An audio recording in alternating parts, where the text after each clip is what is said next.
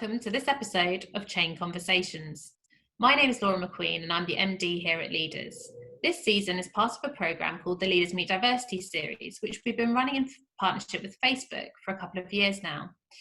Chain Conversation brings together leaders from a variety of backgrounds across professional sport to share their personal stories, to reflect on their own career journeys, pinpointing some peaks and troughs, some helps and hindrances along the way to share with you.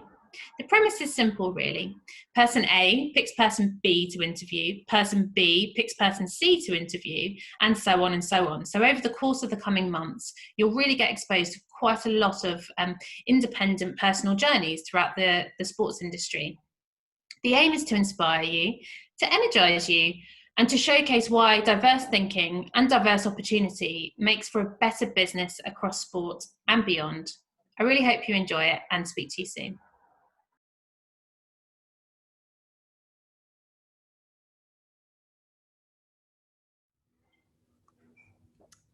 Welcome to the next edition of the Leaders Chain Conversations with me, Jo Tongue, and the legend that is Dion Dublin. Dion, you're known to the footballing world for A, getting the dream move from 3rd Division Cambridge United to Manchester United for £1 million, for winning the Golden Boot in 1998 but not going to the World Cup, and for generally being an all-round legend for Coventry, Villa, Celtic, Norwich, Man United, to name but a few. You're also known in Middle England daytime TV for the 2 up, 2 down, doey uppy houses that you spend a lot of time in the week. Less known to all is probably that you broke your neck in a game for Aston Villa, that you were the man tasked with flying Gaza home after you were both cut from the England squad for the 1998 World Cup, or that you designed a musical instrument which has been played by Robbie Williams, Ocean Colour Scene and Stevie Wonder. So in the next 20 minutes, I really want to delve into who you are and what makes you tick for this Leaders Chain conversation.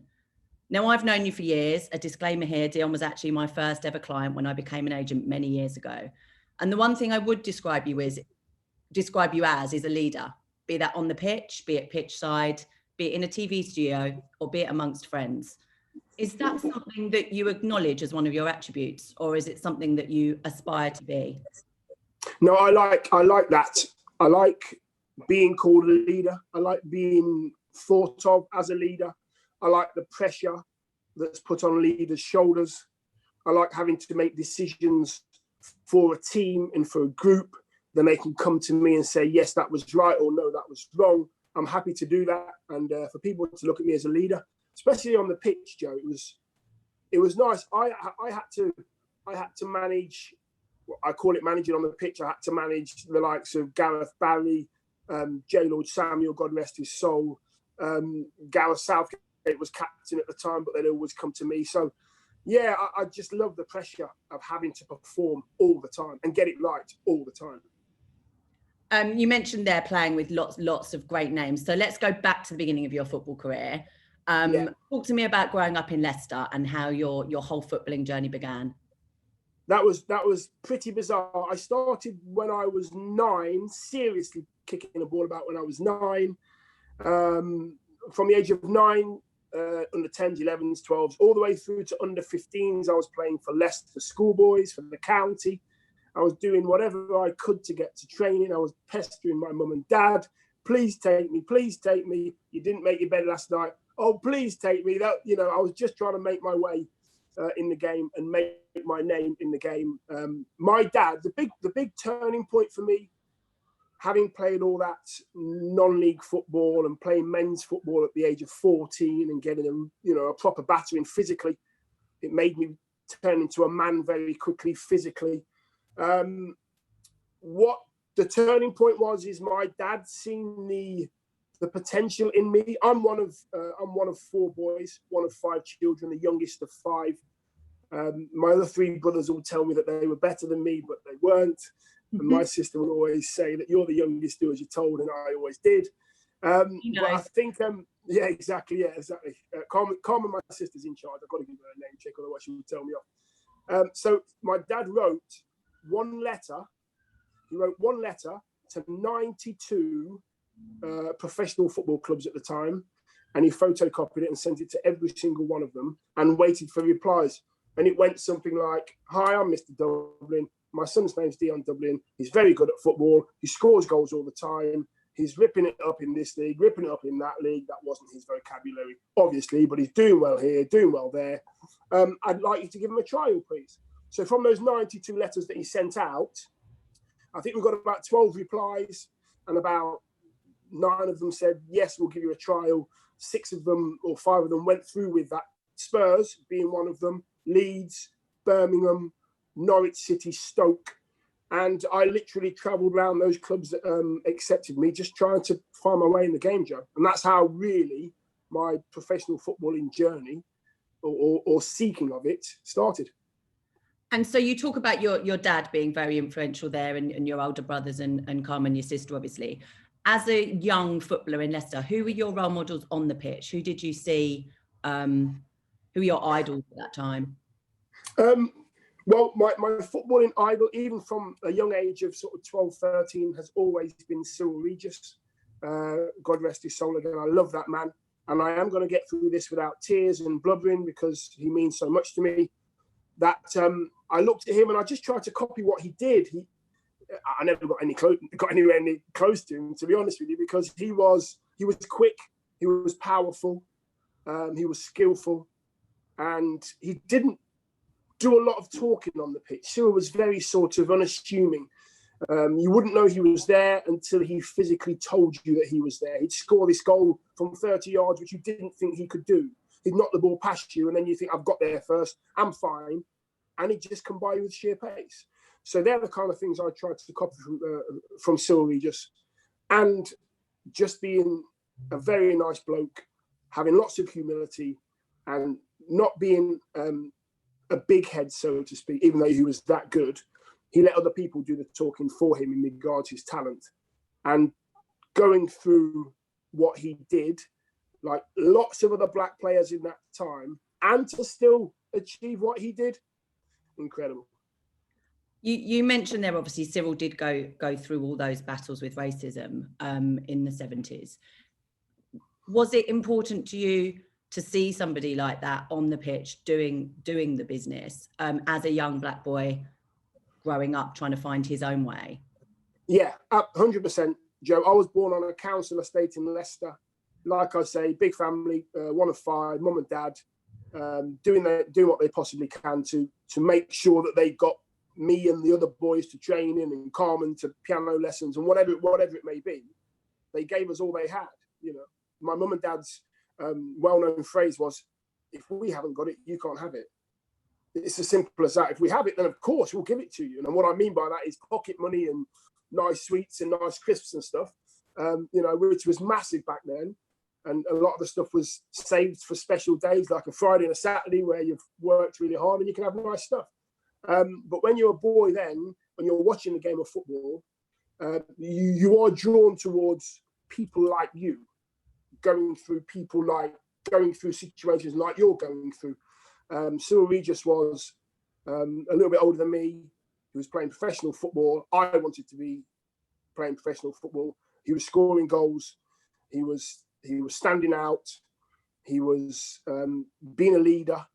He was taking racial abuse every single game he played in, whether it be played at home, at the team he plays for, in that stadium, or whether he was travelling away with that team he played for to an away side, he was still getting abused. He wasn't the only one. Brendan Batson was in that side as well. Laurie Cunningham was in that side. John Barnes with Anderson. They were all of the same era, all in the same bubble, all getting racially abused. So for me to see that, and for him to be strong enough to go, right, I'm saying nothing, I'll just put the ball in the back of the net. That's why people like me and people in my bubble, Ian Wright, Les Ferdinand, Mark Bright, Ian Taylor, people like that, that's why these people are complete and utter legends to us. Always will be. Yeah. You speak a lot there. Obviously, you mentioned the 3 degrees and Cyril. Yeah.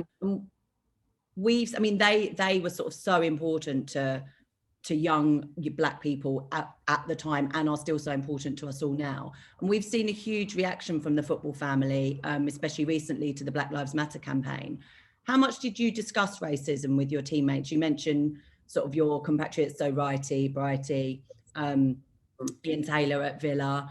Did you discuss it amongst yourselves, or did you kind of go, right, we acknowledge, we all know it's here, but it's the unspoken thing? Yeah, it's always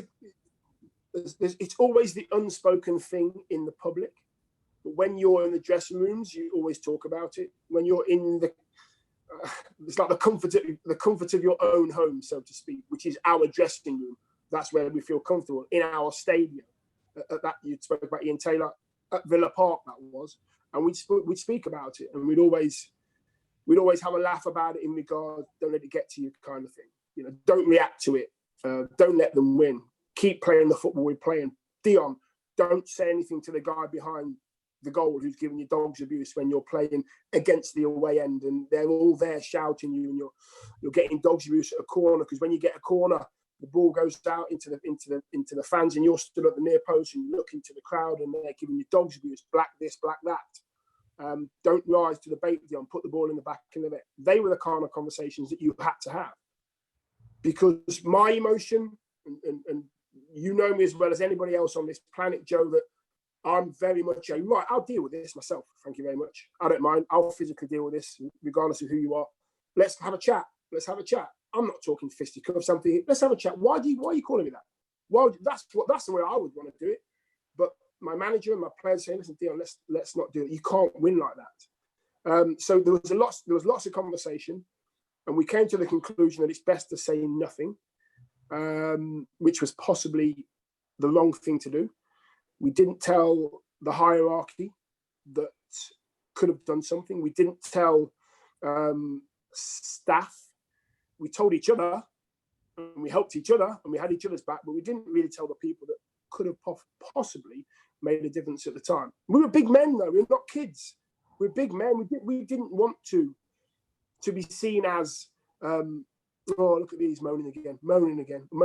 We wanted to be seen as men that were looking after ourselves, looking after our culture and people of our colour, and dealing with it, not asking for help, which I would imagine in hindsight, looking back now, you think, you weren't really asking for help. The right thing to do would have been just to flag it up. Yeah. Simple as that. But it's such a huge thing that you had to take on your shoulders and you had to keep within, that was, you know, you shouldn't have had to keep quiet. You shouldn't have had to have that on your shoulders. So, no, I'm sorry to butt in, Joe. I remember this one will possibly, people won't believe this when I tell this story, but I played for a club. I played in a football match, a professional football match, where the ball went up. Now now bear with me. I'm kicking to the left, right? So I'm going that way, to the left of me, right? So the ball goes out on the halfway line.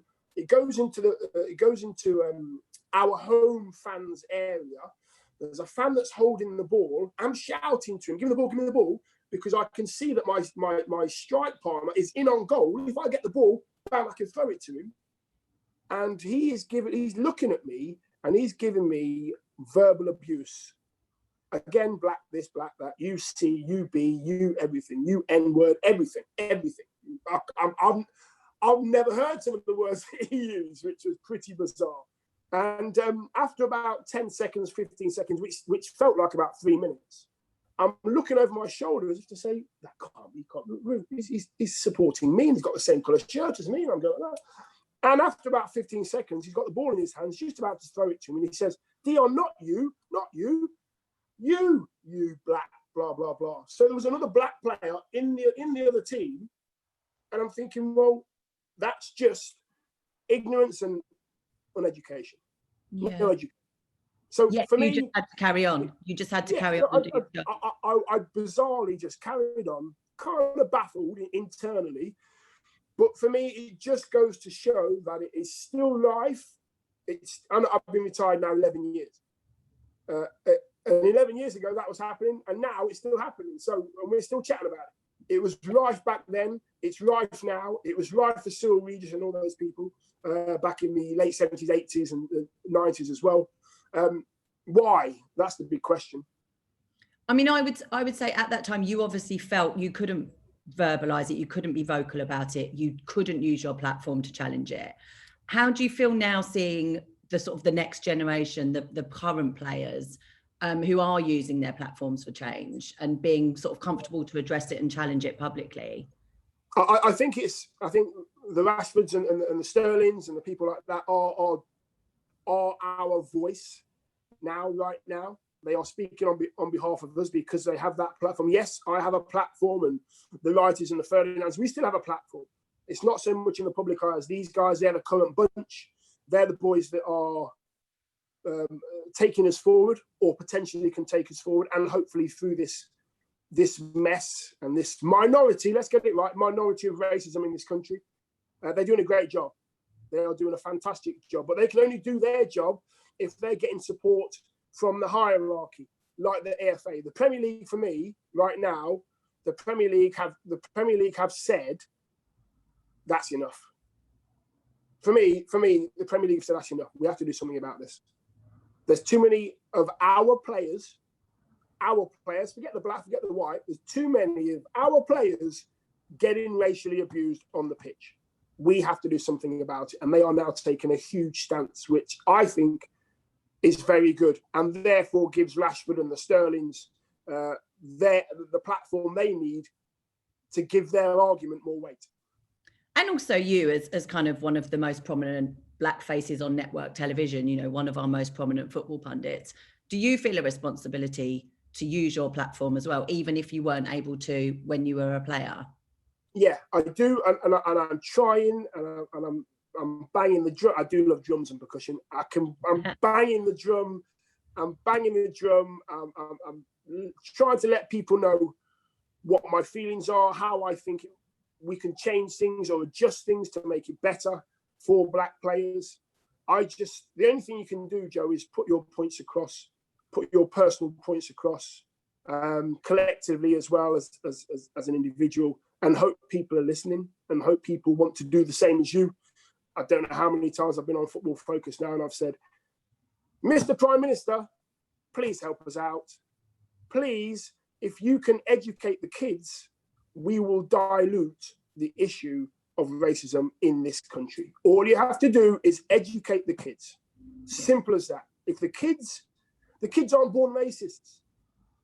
It's learned behavior. If you're in and around racist people, you will grow up to be a racist. Fact. If you are taught as a young child about black culture, and as a black child to learn about white culture, you will grow up as equals. At the moment, that's not happening, and it needs to happen ASAP, Mr. Prime Minister. Well said, well said. And I think that's something, you know, you reiterate, like you said, most weeks. You talk about the piece. And then it's just, we have to hope that people are willing to learn, because we can talk and you can use your platform and you can say this is what needs to be done, but it's then the receptors. Yeah, exactly. Yeah, Joe, it is, and this is about leaders. We're talking about leaders, right? We're talking about people that have to lead from the front, people that have to take responsibility for what they say and the actions of what they say. So if you are a leader and you are rowing the same way as the black people in this country, then do something about it. Lead from the front. Know how to deal with the team that's below you and tell the team below you to do what they need to do. The Prime Minister has a right back, a left back, two centre halves, a keeper and a centre forward. Tell the right back to do that job. Tell the left back to do that job. Get your keeper to stop it happening. Get your forwards to score. It's simple. You know, I'll always use the analogy of football because that's what I know back of my hand. The Prime Minister is the manager of a team.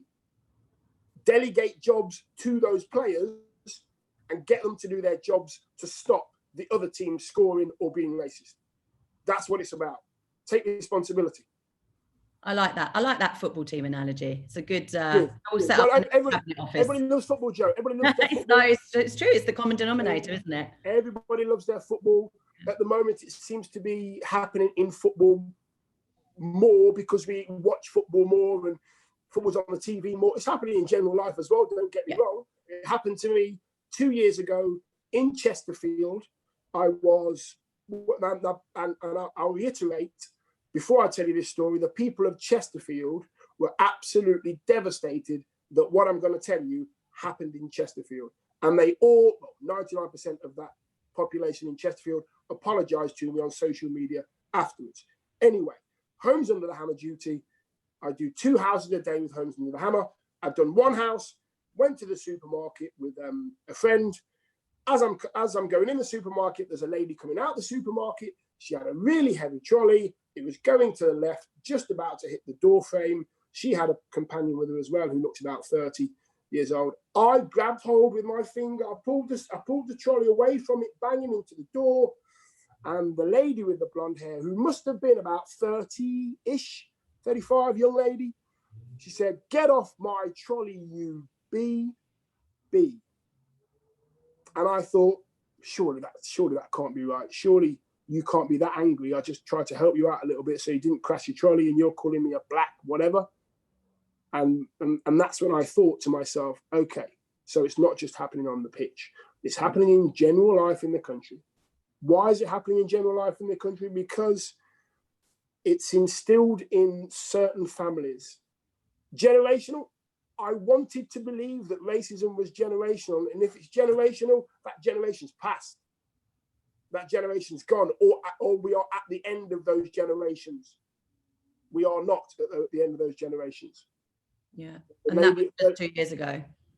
2 years ago. She must have been 30, 35, got racially abused for helping her not crash her trolley in a supermarket, which I thought was gobsmacking, to be honest with you. And the people in the supermarket literally stopped, and their mouths were wide open. They didn't know what to say. They felt embarrassed. Oh, I can't believe, Mrs. Dublin, you okay? I'm fine, thank you. No problem. So I haven't got the problem. Yeah. The problem's right there. Learned behaviour. Interesting, you now used your platform to call that out, didn't you? Correct. Which is something obviously you didn't feel. And I know that day you were filming, weren't you, on Hammer? Yeah, correct. So let's talk about your new life out of football, your new platform. Daytime television. So it feels, I mean, I'm sure it feels from the outside that you made that transition quite smoothly. So you retired, and then suddenly you're on Sky, you're on the BBC, and then suddenly you're on daytime TV. What was the most difficult thing about leaving the pitch, and, you know, having this whole new life, this whole new career? So the most difficult thing about not being a footballer okay, a lot of players won't tell you this. A lot of players, 99 players won't admit this. A lot of players will say to you, also dressing room, where it is. Dress, of course, it's great. And the banter, yes, of course, I'll give you that as well. That's just a natural reaction that you'll say. The game, a lot of players will say, well, yeah, they miss a game. Some will say they won't. Scoring goals, defending, all that kind of stuff. When you retire from football, it's the money. When you retire from football, it's the money. It's that 20,000, 50,000, 60,000 pounds that comes into your account every 7 days. That is missed. That is a fact, and that's the most honest fact I can give you. The transition from having to be so regimented in my life to then not being regimented in my life, getting up at a certain time, wearing a certain tracksuit, eating certain food at a certain time, make sure you peak at a certain time, drinking this drink so it just gets into your bloodstream so you're ready to go and play your game. That had to happen for 22 years in my life. I signed pro at 16, retired at 39, started at Norwich, finished at Norwich, had 7 clubs in between that. And for all that time, I was like a soldier, where I had to do certain things at a certain time. Love a beer, always have done it at the right times when I was a player, do it when I want now, which is really, really nice. But my transition from a footballer to where I am now, Jerry, in answer to your question, is I prepped. So I retired at 39. So at the age of 36, I started to do a lot of TV, just maybe the odd, at a highlight show, maybe somewhere, maybe a live game, maybe co-commentary somewhere, a lower league game, just to try and get my hand into not being a footballer in 3 years' time. And I did it more and I did it more. 1 year went by, I was getting better. 2 years, I was getting better. I was working for Sky at the time quite a lot. 3 years now, 39, I've done 3 years of TV, last 3 years of my career. I retire, literally 2 or 3 weeks later, I get a contract for Sky for 3 years because of the 3 years prep I've done. it was all ad hoc for 3 years, but then I got a 3-year contract because they liked what they heard, and I got better and learned, and I learned a new trade for 3 years, knowing full well that I was going to retire.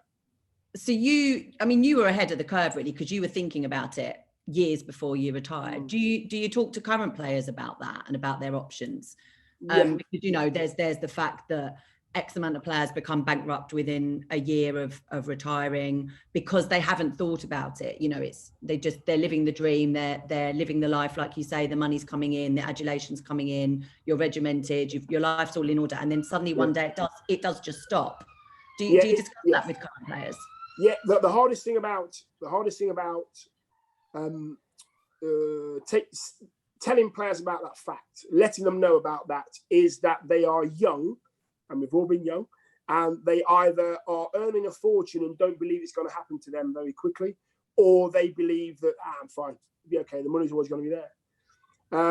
One of the biggest phrases that you will hear from a senior pro to a young pro is that it's all over very, very quickly. It's all over, and they're 20 years old, 90. They don't really listen. It's when you start to get to 25, 26, and you think, wow, I've not been playing that much this year, and I don't feel too fit either. That knee's really poor, and that groin's really giving me some jip, and I'm not playing many games. And you start to think, what am I going to do? I'm not saying it's too late. Start early doors. Listen to the seniors. Disregard the wrong seniors, and we all know who they are. Disregard the wrong seniors. Listen to the correct seniors. Take on board the information, and just make sure that you have a foundation there that you can use when the time's right. And they say, "Listen, thanks very much for your services, Dave Smith. You've had a great career. You're not for us. 29, 28, whatever you may be. Go back to your foundation. Use that foundation. You've got something there. Whether it's a trade, whether it's a plasterer or a builder, whatever it is, have something there to fall back on." And it's such an old footballer's thing to say. Have something there just in case. Forget the finances. You will possibly be fine for the rest of your life financially. Forget that. What about you? What about your mental health? What about getting up in the morning, using your brain, using your heart, using your body, doing something? That's what gets to players more than anything else. Forget the finances. Mm-hmm. And you did that at Norwich, didn't you? So I think it was when you were injured at Norwich, and you just randomly invented a musical instrument. Tell me about you.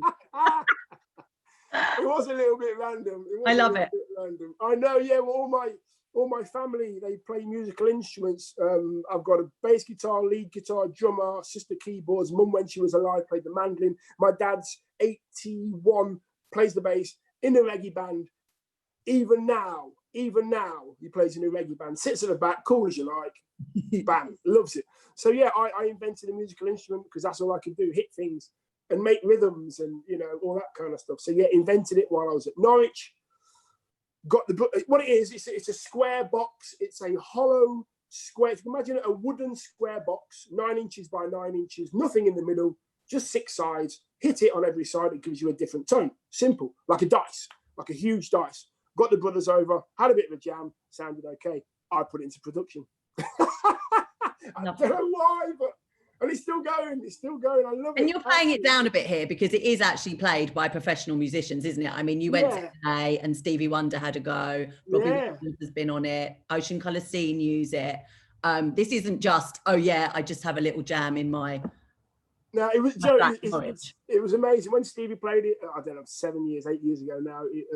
A music show called NAM, where I used to exhibit all my a range of drums and stuff. We had our own pitch, 6 meters by 6 meter pitch, and people come and play. And my brother Eddie, who's a drummer, was telling me who these people were because I didn't know at the time. I'm a new boy to it, and he was saying, "Well, there's Usher's drummer over there. Look, Usher's drummer over there." Yeah, I said, "Really?" So yeah, Usher's drummer. There's Sting's drummer over there, and there's I'm thinking, well, how do you know these people? He said, Dion, the best drummers in the world.